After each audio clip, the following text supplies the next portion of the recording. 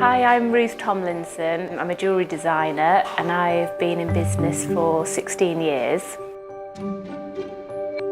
What I find really special about jewellery is the fact that it can be worn. It's something that people sort of will treasure and value and keep, hopefully, which is something that I think is really sort of precious, that these pieces will exist into the future and hopefully sort of for generations to come.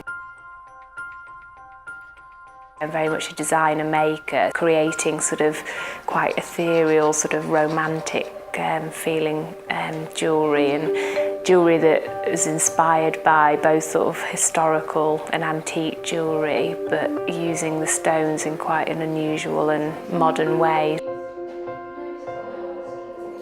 Having the right furniture is really important for the team to work comfortably. We chose the RBM Noor because we really liked the sort of slick sort of Scandinavian feel to the chair. We went into the showroom and there's just so many different options for colour and upholstery, so we could really sort of tailor what we wanted and what we needed for the workshop and the consultation area.